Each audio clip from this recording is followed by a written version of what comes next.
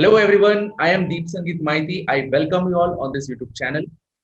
तो आज हमारे साथ है mister Prasad Kendre from IIT Madras जो कि एमएस इन इंजीनियरिंग डिजाइन कर रहे हैं। आज वो अपना एक्सपीरियंस शेयर करने वाले हैं and at the same time वो बहुत सारे अलग अलग अपॉर्चुनिटीज के बारे में भी डिस्कस करेंगे, क्योंकि अगर आपका लो गेट स्कोर है तो उसमें से आप क्या क्या चूज कर सकते हैं and at the same time placement कैसा है, पैकेज कितना जाता है, सब चीजों के बारे में हम उनसे जानने की कोशिश करेंगे। आइए, वेलकम प्रसाद जी, कैसे हैं आप? Thank you sir for inviting me to this channel.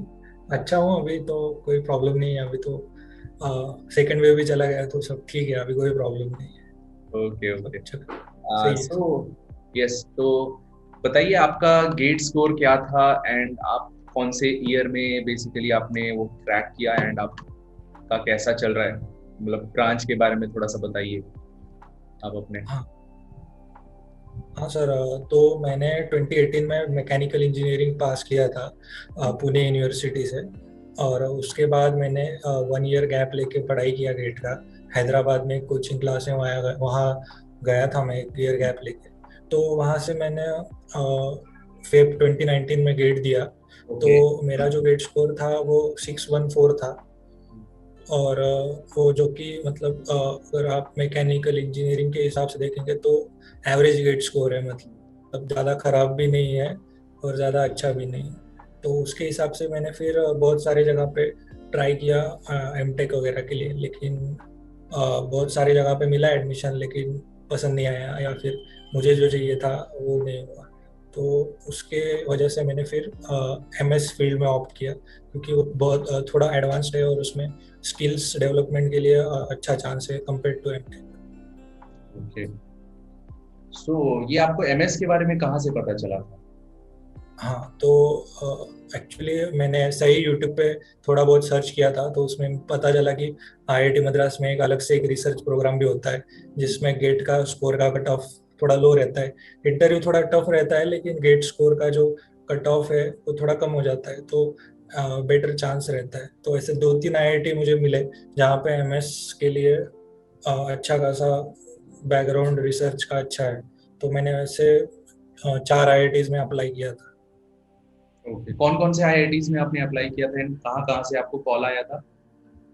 तो समर में मैंने आईआईटी कानपुर को किया था अप्लाई, आईआईटी बॉम्बे को किया था, उसके बाद में आईआईटी तिरुपति को किया था, और आईआईटी मद्रास को किया था। ओके। तो समर में मुझे आईआईटी कानपुर से कोई कॉल आया है नहीं, लेकिन आईआईटी बॉम्बे से आया था। और इससे आईआईटी तिरुपति से आया था, लेकिन मैं आईआईटी बॉम्बे गया था सिर्फ रिटर्न टेस्ट के लिए, और बाकी जगह नहीं गया मैं। तो उसके बाद में मैंने पुणे में ही एक कॉलेज है, वहाँ पे एमटेक, एक सिंपल सा कॉलेज है, वहाँ पे एमटेक स्टार्ट कर दिया बैकअप प्लान।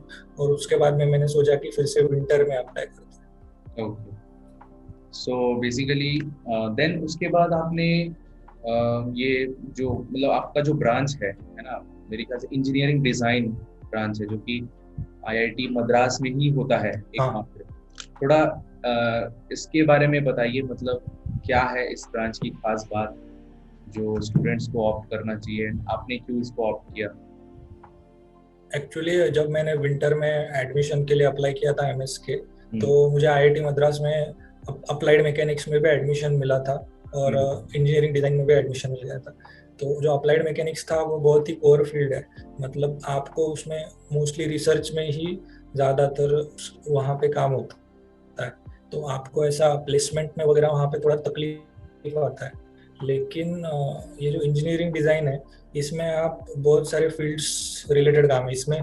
बायोमैकेनिक्स से लेके फ्लूइड मैकेनिक्स से लेके कंप्यूटर साइंस से लेके और एरोस्पेस तक सब जगह में रिसर्च होता है, तो एक टोटली इंटरडिसिप्लिनरी है।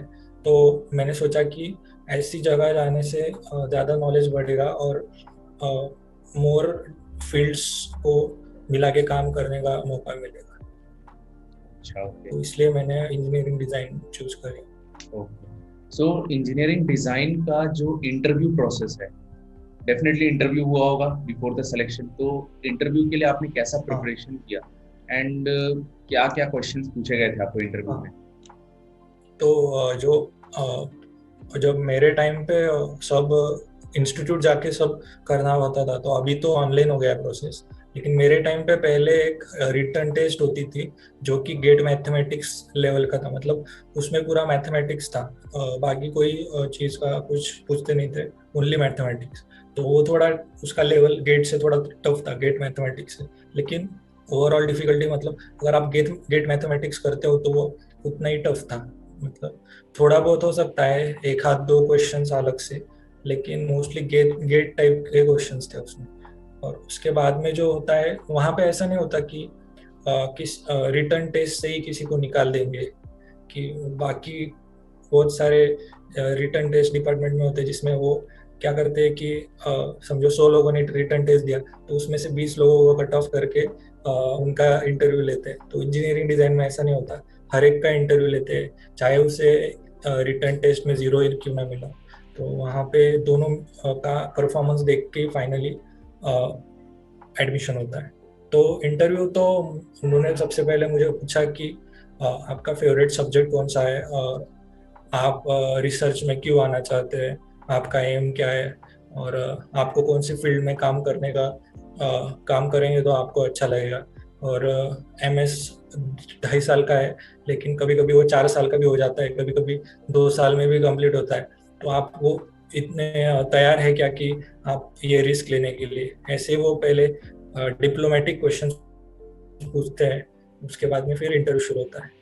अच्छा, मतलब ये बहुत सही चीज रहता है। मतलब आपका ये है कि अगर आपका रिटर्न में भी मार्क्स अच्छा नहीं आया है तो भी अगर आप इंटरव्यू में आउट परफॉर्म कर देते हो तो भी आपका सिलेक्शन होने का चांसेस है। यस। हाँ, तो एवरी ईयर कितने सीट्स इसमें आते हैं? तो ऐसा है कि एमएस के लिए तो ऐसा कोई कोटा नहीं है कि जैसे एमटेक के लिए 18 सीट रहता है, या फिर ऐसा एमएस के लिए ऐसा कोई कोटा नहीं है, या फिर कुछ है नहीं। तो वो अगर फैकल्टी जो इंटरव्यू ले रहे हैं उनको पसंद आ गया तो ले लेते हैं। तो ऐसा कोई ये नहीं है एमएस के लिए कि मिनिमम इतना लेते हैं। कभी कभी 10 लोगों को ले लेंगे, कभी कभी 2 ही लोग ले लेंगे, ऐसा भी होता है। अच्छा, तो इंटरव्यू में आपने जो बताया, जो डिप्लोमेटिक क्वेश्चंस थे, डिप्लोमेटिक क्वेश्चंस के बाद जनरली वो कौन से सब्जेक्ट से ज्यादा क्वेश्चंस पूछे थे इंटरव्यू में? तो आप। वहां पे ऐसा वो पूछते हैं कि आपका फेवरेट को सब्जेक्ट कौन सा है, तो उससे ही मोस्टली क्वेश्चंस आते हैं। अच्छा। तो मैंने वहाँ उस टाइम पे स्ट्रेंथ ऑफ मटेरियल्स बोला था, तो हम्म। मुझे स्ट्रेंथ ऑफ मटेरियल्स पे क्वेश्चन पूछे थे। हम्म। तो उसमें mostly questions stress strain curve से रिलेटेड क्वेश्चंस थे, जो बेसिक क्वेश्चंस होते हैं। यील्ड पॉइंट कहाँ पे होता है, फ्रैक्चर पॉइंट कहाँ पे होता है, और डक्टाइल और ब्रिटल मटेरियल के लिए स्ट्रेस स्ट्रेन डायग्राम में क्या डिफरेंस होता है, उस तरह के क्वेश्चंस थे। और बाकी questions plane stress plane strain पे क्वेश्चंस थे। और जो थ्री थ्री इक्वेशंस रहते हैं, इलास्टिक कांस्टेंट्स रहते हैं ई के और जी, उनसे रिलेटेड क्वेश्चंस थे। और उनसे उन्होंने मुझे पूछा कि जो पॉइसंस रेशियो है वो 0.5 से ग्रेटर हो सकता है या नहीं, ऐसे कुछ क्वेश्चंस थे। अच्छा, मतलब ये चीज मतलब बेसिक बेसिक क्वेश्चन ही बहुत ज्यादा पूछा गया था। अगर आपने गेट के लिए अच्छे से प्रिपेयर किया है तो definitely you can answer this question. Math से कुछ क्वेश्चंस थे क्या? मतलब नहीं, मैथ्स तो पूरा, मतलब मैथ्स में कुछ भी मैथ्स तो क्वेश्चन मेरे थे? टाइम पे रिटर्न टेस्ट में था। तो अभी शायद वो रिटर्न टेस्ट नहीं ले रहे, तो इंटरव्यू में शायद मैथ्स पूछते हैं। अच्छा, इंटरव्यू में मैथ्स पूछते हैं। तो आपको कोई आइडिया है क्या आपके जूनियर्स लोगों से कोई क्या टाइप के क्वेश्चंस, किस टाइप के क्वेश्चंस पूछे गए थे हाँ, इंटरव्यू?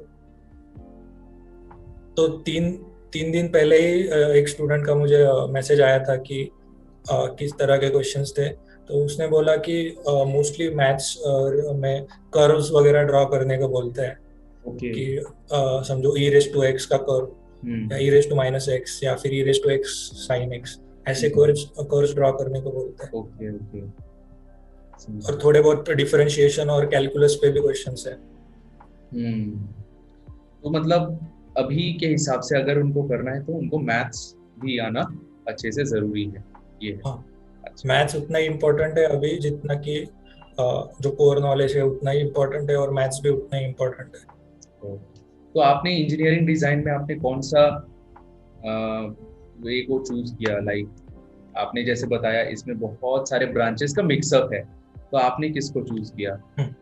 तो मेरा जो रिसर्च है वो मशीन लर्निंग, कंप्यूटेशनल ज्योमेट्री और कंप्यूटर साइंस, इन Okay. तीनों का मिक्सचर है। हम्म, और इसमें जो मेरा रिसर्च टॉपिक है उसमें ऑब्जेक्ट्स को रिकंस्ट्रक्शन करना है, okay. गिवन एंड जो इनपुट डेटा सेट देते हैं उसको यूज करके, मैथमेटिक्स एंड एल्गोरिदम्स यूज करके हमें एक रिकंस्ट्रक्शन बनाना है हम्म, हम्म, हम्म। मिसिंग डेटा से।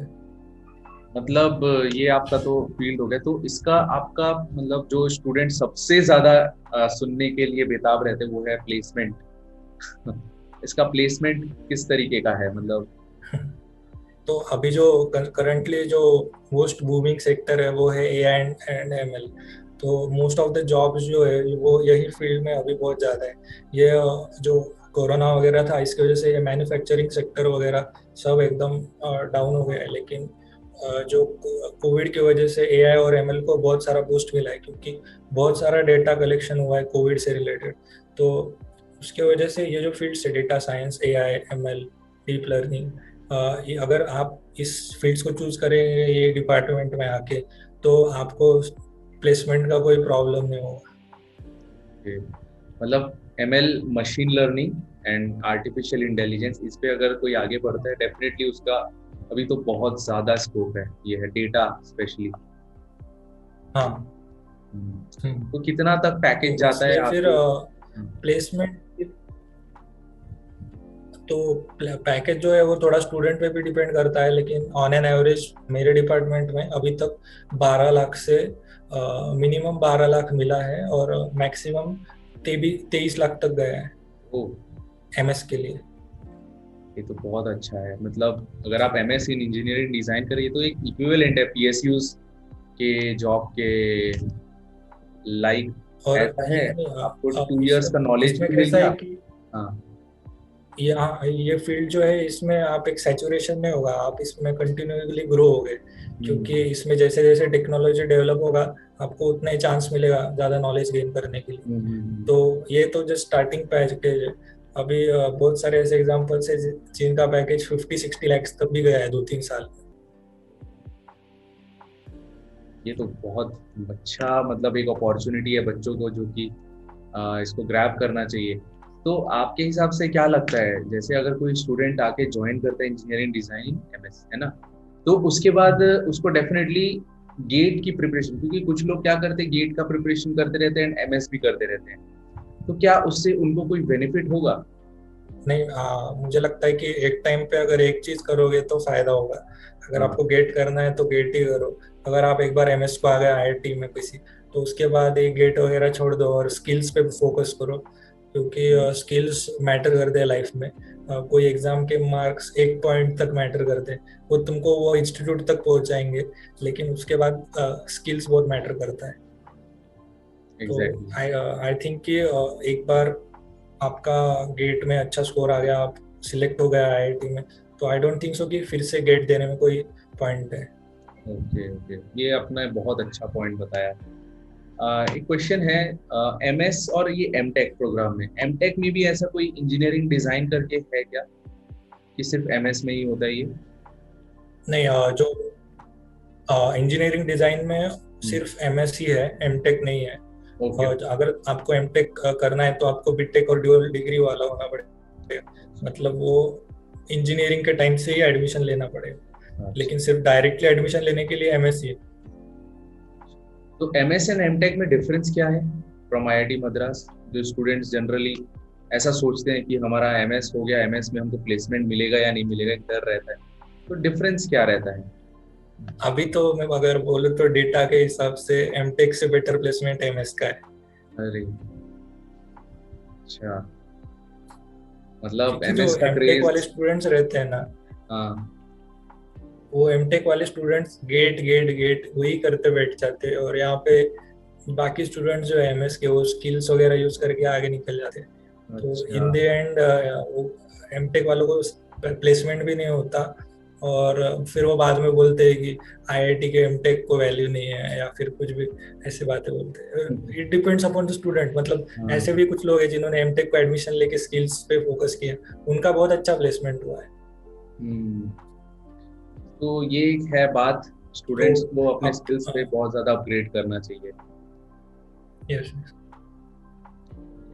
सो एक क्वेश्चन है जो जनरली स्टूडेंट्स आजकल बहुत ज्यादा पूछ रहे हैं, कितना वर्थ है ये ऑनलाइन एमटेक, क्योंकि अभी इस साल जितने भी स्टूडेंट्स एडमिशन लेने वाले हैं, ठीक है, तो वो लोग का मोस्टली जो क्लास स्टार्ट होगा वो ऑनलाइन ही होगा।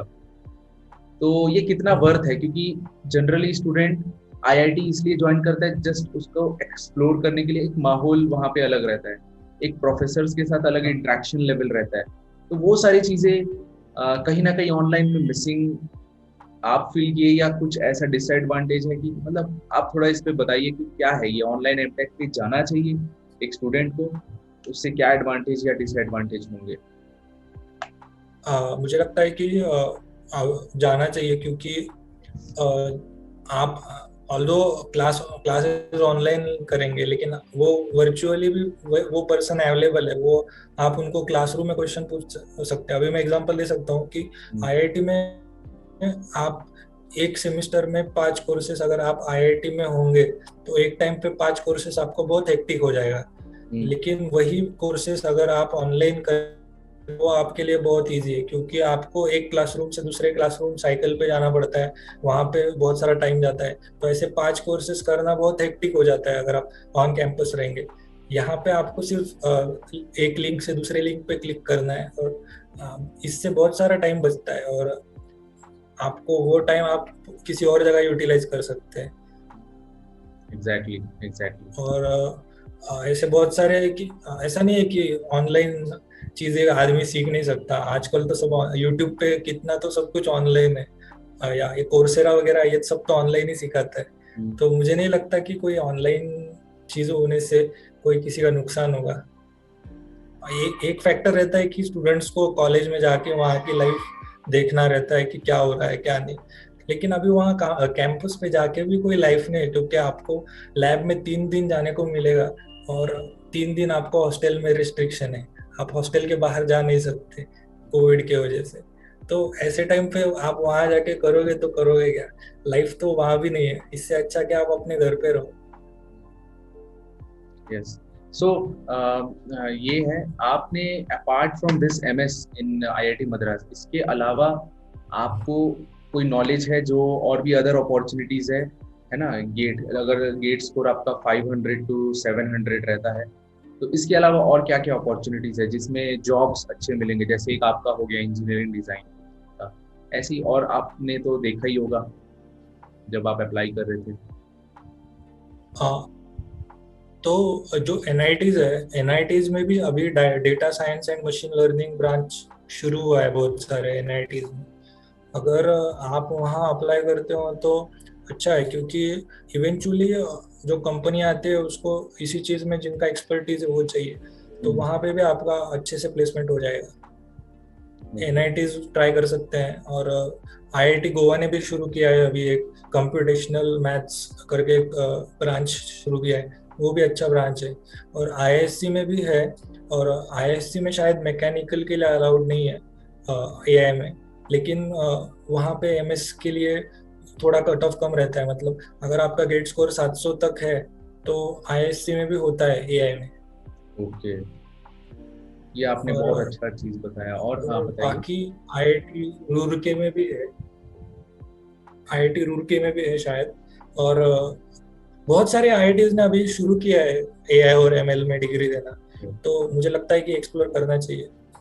मतलब इवन आप मैकेनिकल से हो, आपको बिल्कुल हिचकिचाना नहीं चाहिए अपने इसको चेंज करना, स्ट्रीम को, अपने पाथ को चेंज एक्चुअली करने मैं तो कहूँगा कि मैकेनिकल के जो स्टूडेंट्स रहते हैं वो सीएस से बेटर रहते हैं मैथ्स में, क्योंकि हम पहले से ही सीखते हैं डिफरेंशिएशन एंड ऑल, हमें बहुत सारा है। और ये जो एआई और एमएल है इसमें mostly differentiation and linear algebra है, तो इसमें हम में। बेटर है कंपेयर टू सीएस स्टूडेंट्स। तो मुझे नहीं लगता कि कोई ऐसा प्रॉब्लम आएगा किसी को।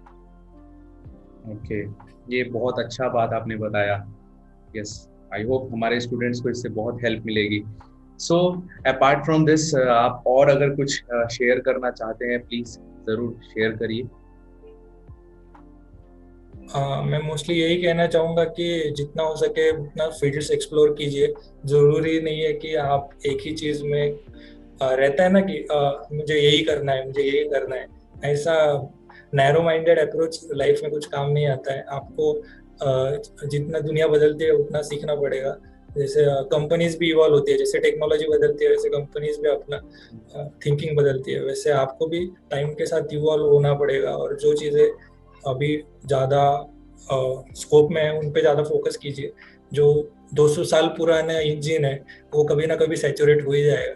तो ऐसे फील्ड्स में ऐसे फील्ड्स में जाइए जहाँ पे आपको ज़्यादा रिसर्च करने का, ज़्यादा ग्रोथ का चांस है। Yes, exactly. यस, बहुत अच्छा बात बताया आपने एंड बहुत अच्छा लगा आपसे बात करके। उम्मीद करता हूँ ये सारी बातें हमारे स्टूडेंट्स को बहुत बहुत इंस्पायर करेंगी। And thank you so much for your time. Yeah thank you sir. Yes, okay, thank you.